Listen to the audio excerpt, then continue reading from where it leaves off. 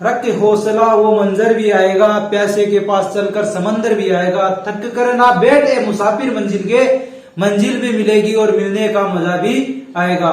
Good evening everyone, कैसे हो आप सभी। आप सबका स्वागत है आपके अपने YouTube channel Sakir Kumar sir पर। तो बच्चों, कल ही नया बैच शुरू किया था, उसमें नया टॉपिक शुरू किया था। टॉपिक हमारा परसेंटेज, फर्स्ट टॉपिक। तो उसमें आज दूसरी क्लास है और वैसे भी आज नए बैच का दूसरा दिन है, ज्यादा आगे नहीं निकले। कल तो सिर्फ परसेंटेज टॉपिक के बारे में हम लोगों ने जनरल बातें की थी।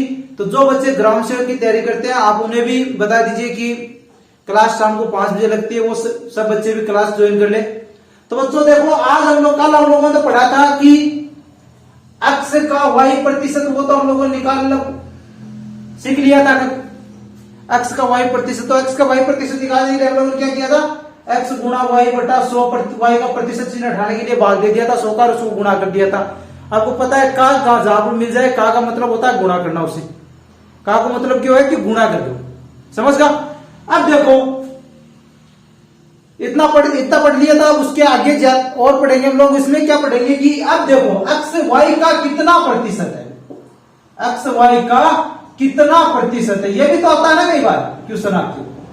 x का y प्रतिशत आ जाता, पर x y का कितना प्रतिशत है, इस टाइप का क्वेश्चन आएगा तो कैसे सोल्व करोगे ये बताओ मेरे को। तो इसमें देखो कुछ नहीं, किसका, y का, क्या, x से। तो x को ऊपर ले लो और जिसका है उसको नीचे ले लो और गुणा 100 कर दो, गुणा 100 कर दो, बस इतना ही काम करना है। किस का प्रतिशत निकालना अपने को, x का प्रतिशत निकालना है, किसके सापेक्ष, y का। x y का कितना प्रतिशत है। अब देखो, ये आपके पास क्वेश्चन है कि 42 से 56 का कितना प्रतिशत है। 42 56 का कितना प्रतिशत है। तो देखो 42 है, तो 42 बटा 56 गुणा 100, तो ये इसको ऐसे सोल्व किया, कितना आ जाएगा, 3 आ जाएगा, 14 42 और 14 56, ये 4 आ गया। 4 से इसको काट दिया, कितनी बार कट गया, 25 बार कट गया। 25 इंटू 3 कितना हो गया, 75 हो गया। तो 42 56 का कितना प्रतिशत है, 75%। और 56 का 75% निकालना हो तब, यदि ये कहते हैं कि 56 का 75% निकालिए, तब कैसे निकालोगे, है ना बात, काम की बात है ना। अब देखो 56 है, 56 का 75% निकालो, ये तो देखो पहले तो 50% निकालो, फिर 25% निकालो, 75% निकालोगे, इस तरीके से जोड़ के निकाल सकते हो ना। तो ये कितना हो जाएगा, 28 प्लस 14 42 हो गया ना। तो इस तरीके से मैंने कल क्या बताया था, तोड़ के निकाल लेना, एक बार गुणा भाग करने में ज्यादा टाइम वेस्ट नहीं करना अपने को। इनका टुकड़े कर लो, टुकड़े करने से आसानी से निकाल पाओगे, निकालोगे ना, किसी भी तरह की कोई भी दिक्कत आपको नहीं होगी। अब देखो नेक्स्ट टाइप का जो क्वेश्चन करेंगे हम लोग, वो देखो कौन सा करेंगे वो देखना आप लोग ध्यान से। और उसको एक बार, ये क्वेश्चन देखो आपके एग्जाम में जब एक टाइप के क्वेश्चन आपके पास आ गए, तो उनमें कुछ फिक्स वैल्यूज भी होगी जो मैं आपको बताऊंगा, और कुछ क्वेश्चन आपको सोल्व भी करने होंगे। तो कुछ फिक्स में, ज्यादातर क्वेश्चन आपको फिक्स वैल्यूज पर मिल जाएंगे, तो आप उनको सोल्व करोगे तो आपको वहां पर कोई भी दिक्कत नहीं होगी। अगर आपको फिक्स वैल्यूज ध्यान में नहीं है तो आप क्या करोगे, उनको सोल्व करने बैठ जाओगे, टाइम लगाओगे। तो पहले तो देखो मैं उन दोनों तरीके से आपको क्वेश्चन करके सोल्व करके दिखा देता हूं, और उसके बाद में हम लोग आगे सोल्व करेंगे।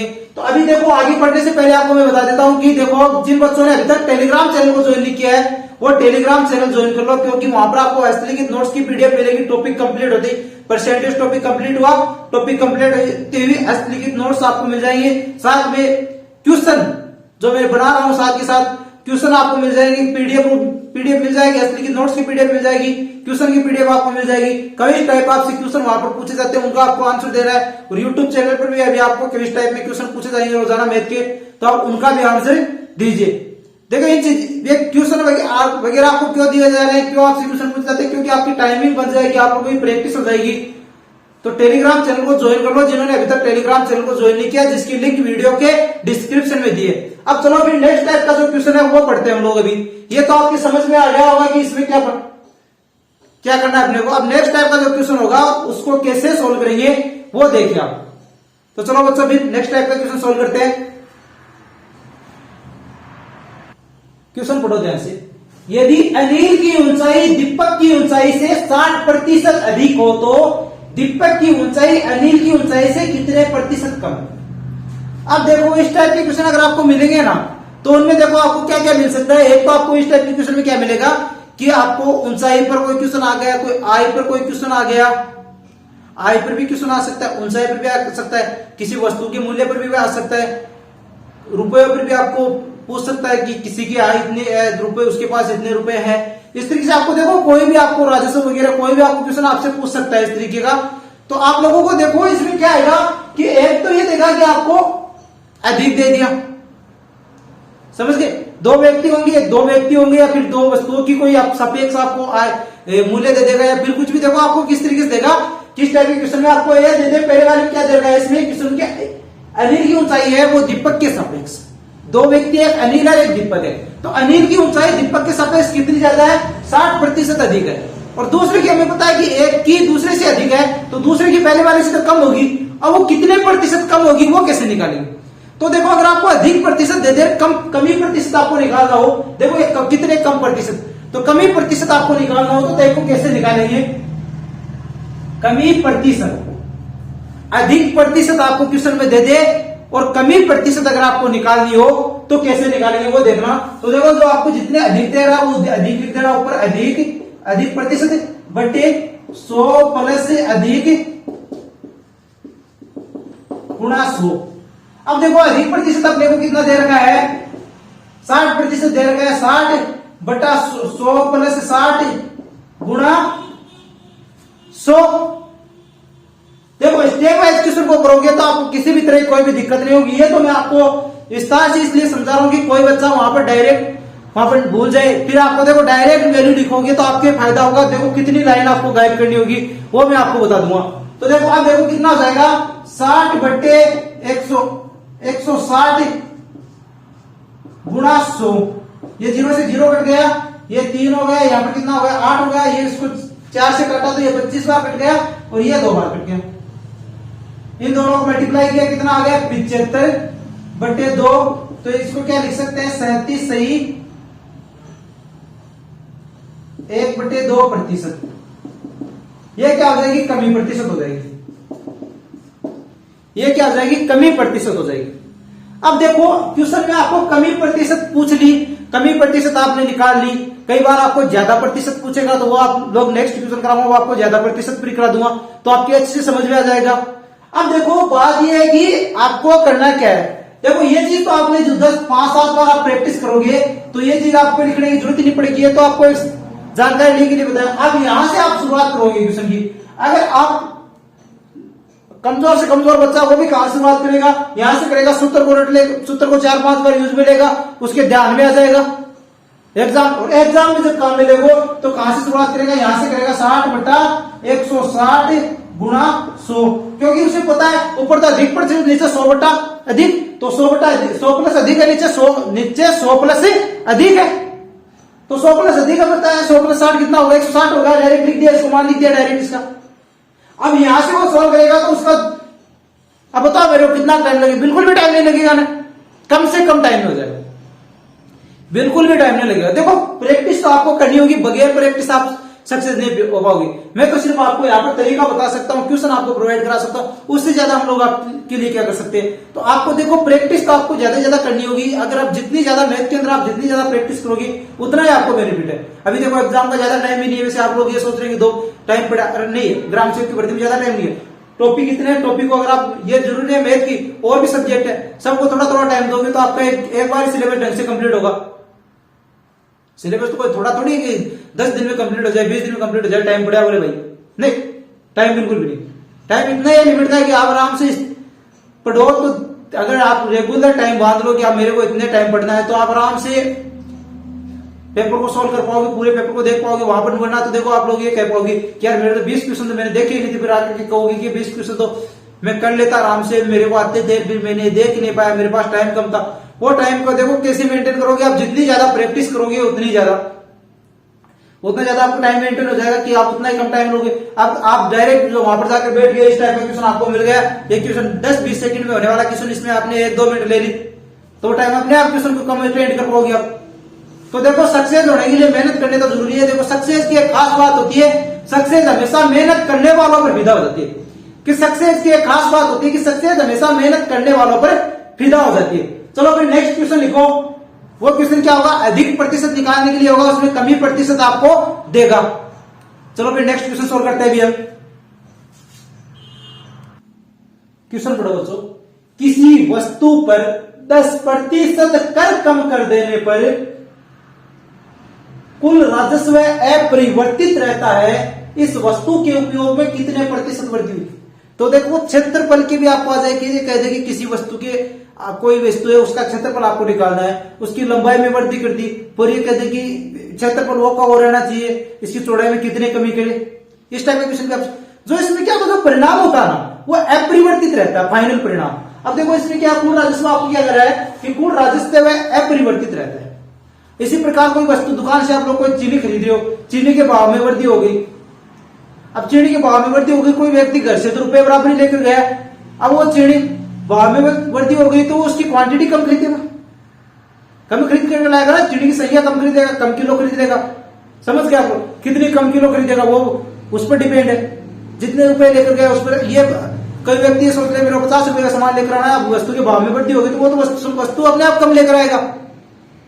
इस तरीके के क्वेश्चन में क्या होता है कि जो मेन परिणाम होता है, जो फाइनल परिणाम होता है, जो वो क्या होता है कि अपरिवर्तित रहता है इसमें। तो अभी इस क्वेश्चन में जब आपने समझा भाई किसी वस्तु पर 10% कर मतलब ये कर क्या है, कर वो करने वाला, कर नहीं करने वाला ये है करना ये हो गया। ये कर क्या है, टैक्स, कि कोई वस्तु पर 10% यदि टैक्स कम कर दे तो कुल राजस्व अपरिवर्तित रहे, कुल राजस्व अपरिवर्तित रहे तो वस्तु को उपयोग अपरिवर्तित कम टैक्स कम कर दियो फिर भी कम कर, मतलब कोई भी बात है वस्तु के उपयोग में वृद्धि होगी अपना आप, तो कितने प्रतिशत वृद्धि हुई वो निकालने आपको, वृद्धि प्रतिशत आपको निकालनी है। तो वृद्धि प्रतिशत निकालने के लिए क्या करोगे, कमी बटे 100 माइनस कमी इंटू 100, इस तरीके से करोगे। अब कमी कितनी है, 10% कमी हो रही है, तो 10 बटे 100 माइनस 10 इंटू 100 तो कितनी हो जाएगी, 10 बटे 90 गुणा 100, तो ये 100 बटा 9, तो कितना आ जाएगा, 11 सही 1 बटे 9 प्रतिशत वृद्धि। 11 सही 1 बटे 9 प्रतिशत वृद्धि होगी ना, तब जाकर के वो राजस्व अपरिवर्तित रहेगा। अब जरूरी थोड़ी है, अब तो यहां पर 10% कमी की थी, ज्यादा भी कमी करते फिर कितने प्रतिशत वृद्धि करोगे। तो देखो आयतन पर आ जाए, आय पर आ जाए, ऊंचाई वगैरह पर क्वेश्चन आपका आ जाए, या फिर लंबाई वगैरह में आ जाए कोई, या फिर आयतन जो क्षेत्रफल वाला आएगा, आयतन वाला में क्षेत्रफल वाला जो क्वेश्चन आपका यहाँ पर आ जाए, क्षेत्रफल वाला जो की लंबाई चौड़ाई पर क्वेश्चन है, उसमें लंबाई में कमी कर दी है, चौड़ाई में कमी कर दी, और कई बार दोनों में वृद्धि करता है, वो क्वेश्चन आपका अलग टाइप का होगा, वो आपकी से अलग से करवाया जाएगा। एक ही सूत्र पर उस पर बहुत ज्यादा क्वेश्चन आपको करवा दिए जाएंगे, अलग अलग टॉपिकों के, तो वो क्वेश्चन अलग से आपको नेक्स्ट क्लास में करवाया जाएगा। पर यहाँ पर तो सिर्फ एक क्वेश्चन करवाया जा रहा है कि अपरिवर्तित रहे, एक में वृद्धि हो तो दूसरे में कितने प्रतिशत कमी करे, और अपरिवर्तित रहने पर एक में यदि कमी है तो दूसरे में कितने प्रतिशत वृद्धि करे और कैसे वृद्धि करे। ये क्वेश्चन आज हम लोग यहाँ पर सोल्व कर रहे हैं। ये क्वेश्चन आपके अच्छे से समझ में आया होगा। अब मैं आपको कुछ फिक्स वैल्यूज बता देता हूं कि इतने प्रतिशत कमी होने पर कितने प्रतिशत आपको वृद्धि करनी होगी, इतने प्रतिशत वृद्धि होने पर कितने प्रतिशत आपको कमी करनी होगी अपरिवर्तित रहने पर, कुल परिणाम है अपरिवर्तित रहने पर। तो देखो वो फिक्स वैल्यूज आपको मिल जाएगी, फिक्स वैल्यूज आपको मिलेगी तो आपको क्वेश्चन को करने में, क्वेश्चन सोल्व करने में आपको टाइम कम लगेगा, आपका टाइम कम बर्बाद होगा। आपने क्वेश्चन में देखा यार 10% वृद्धि हो रही है, 10% कमी हो रही है, तो इसमें कितने 10% वृद्धि होने पर कितनी कमी करूं, वो आपको अपने आप पता चल जाएगा, आपके दिमाग में आ जाएगा कि यहाँ पर मैंने किया था, ये चार्ट मैंने बनाया था। तो उस टाइप के क्वेश्चन, उस टाइप में मैं आपको एक छोटा चार्ट बना देता हूँ, उसमें कुछ फिक्स वैल्यूज है वो आपको बता देता हूँ। कल भी कुछ फिक्स वैल्यूज आपको बताई थी कि अगर आपको परसेंट में मान दिया है और उसको फ्रैक्शन में चेंज करना है तो कौन से कितने प्रतिशत का फ्रैक्शन कितना होगा, तो वो देखो आप बताया था, आपके आगे काम आता है वो डायरेक्ट क्वेश्चन करने में, वहां पर क्या कम। अब आपको मान लो कि ये क्वेश्चन आपको इतना आपने किया, इसमें आपको मान लो 30 सेकंड लगे, अगर आपको सीधा याद है, क्वेश्चन पढ़ने में आपको टाइम लगा, करने में बिल्कुल भी टाइम नहीं लगा, आपको याद है, तो इतने टाइम में 2-3 क्वेश्चन अटेंड कर पाते हो ना आराम से, बच गया ना और क्वेश्चन का टाइम। और ये भी जरूरी नहीं कि सारे क्वेश्चन 30 सेकंड में क्वेश्चन हो जाए, हल हो जाएंगे, कई क्वेश्चन में 30 के 35 सेकंड में लग जाए, 40 सेकंड में लग जाए, कई क्वेश्चन थोड़ा बड़ा के मैसेज आता है, किसी में पर जिनमें छोटा कैलकुलस आता है उनमें तो टाइम कम लो ना। अब ये 10 सेकंड का क्वेश्चन है, इसमें 1 मिनट ले लोगे तो आपका क्या होगा, फेल ही होगे, परीक्षा पास नहीं कर पाओगे यदि 10 सेकंड के क्वेश्चन में 1 मिनट लेते हो तो। कर लो मोहब्बत किताबों से, किताबें कभी धोखा नहीं देती, और एक बार निकल गई जिंदगी तो जिंदगी कभी दोबारा मौका नहीं देती। चलो भाई नेक्स्ट वो आपको तरीका बता देता हूं कि कौन से तरीके से आपको क्या करना है, कि वो आपको फिक्स वैल्यूज है वो बता देता हूं मैं। कुछ फिक्स वैल्यूज है वो देखिए आप खुद। फिक्स वैल्यूज आपको क्या बता रहा हूं, किस टाइप के क्वेश्चन अगर आपको एग्जाम में मिल जाए तो आपको तो सिर्फ मान लिखना है। देखो पहली फिक्स वैल्यूज क्या है कि अगर आपको क्वेश्चन में दे दे कि 9 सही 1/11% कभी दे रखा है तो आपको वृद्धि कितनी करनी होगी, 10% वृद्धि आपको लिखनी होगी। आपकी याद है कि मैंने वहां पर किया था, ये 10% वृद्धि आ गई। अब 10% वृद्धि दे दे कमी पूछ रहे तो ये लिख देना 9 से 1/11%। अब 10% अगर आपको कमी दे दे, 10% वृद्धि नहीं, 10% अगर आपको कमी दे दे, फिर आपसे वृद्धि पूछे तब क्या लिखोगे, 11 सही 1/9% वृद्धि, और 11 से 1/9% वृद्धि दे दे कमी पूछे तब क्या करोगे, 10% कमी हो जाएगी आपको। ठीक है। अब इसी तरीके से 11 सही 1/9% अगर आपको कमी दे रहा है, वृद्धि आपसे पूछ रहा है तो कितना होगा, 12 सही 1/2% वृद्धि। ठीक है। अब 12 सही 1/2% वृद्धि है तो कमी कितनी होगी, 11 सही 1/9%। अब 12 सही 1/2% कमी आपको दे दी क्वेश्चन में, ये पूछ रहा है इसकी वृद्धि निकालिए, वृद्धि प्रतिशत निकालिए। तो देखो कैसे निकालेंगे लोग, वो देखना। तो कितना होगा, 14 सही 2/7% वृद्धि। अब 14 सही 2/7% वृद्धि दे दे, कमी प्रतिशत पूछ ले तो कितना होगा, 12 सही 1/2%। ठीक है बच्चों, कोई भी दिक्कत नहीं है किसी भी तरह की आपको। अब अगर आपको क्वेश्चन में दे दे 14 सही 2/7% कमी, फिर आपसे वृद्धि प्रतिशत पूछे तो कितना होगा, 16 सही 2/3%। 16 सही 2/3% वृद्धि। अब 16 सही 2/3% वृद्धि है तो ये कमी पूछ रहे आपसे तो कितना होगा, 14 सही 2/7% कमी। अब इसी तरीके से 16 सही 2/3% कमी आपको दे दी और वृद्धि प्रतिशत में आपको मान पूछ रहे तो कितना आएगा, 20% वृद्धि होगी। डायरेक्ट लिख देना, 20% वृद्धि देकर के कमी प्रतिशत पूछ रहे तो कितना आ जाएगा, 16 सही 2/3% कमी।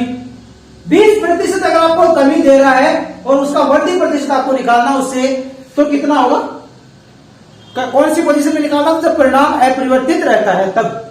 तो 25% वृद्धि, 25% वृद्धि देगा तो कमी कितनी होगी, 20%। 25% कमी दे दे और फिर वृद्धि पूछ रहे तो कितना होगा, 33 सही 1/3%।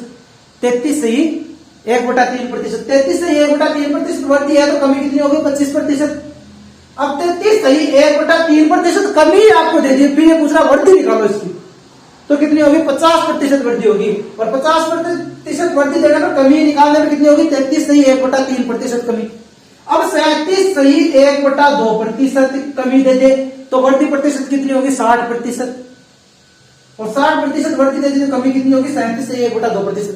देखो ये चीजें, देखो मैं आपको बता रहा हूं, देखो यहां पर कमी, ये सब क्या है, ये तो कमी प्रतिशत में है और ये वृद्धि प्रतिशत में, ये मान।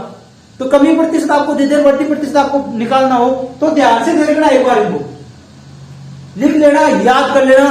क्वेश्चन आपको इस टाइप का क्वेश्चन मिल जाए तो उसको सॉल्व नहीं करना, आपको डायरेक्ट मान लिखना आपको, क्योंकि ज्यादातर क्वेश्चन आपको पूछेगा वो इन्हीं वैल्यूज पर आपको क्वेश्चन पूछेगा। इनसे अलावा अगर पूछते तब सोल्व कर लेना। सोल्व करने का तरीका भी आपको होना चाहिए, पर डायरेक्ट भी आपको, अगर आप खुद सेल्फ स्टडी करते हो तब आपको सोल्व करने के तरीके से आपको इसको सोल्व करना है, और ये वैल्यूज भी आपको याद रखनी है। क्योंकि आपको तरीका अगर आप भूल गए, इनमें से थोड़ा सा ज्यादातर के 90% चांस तो ये होते हैं कि इन्हीं में से कोई आपकी क्वेश्चन आ जाए इन्हीं पर।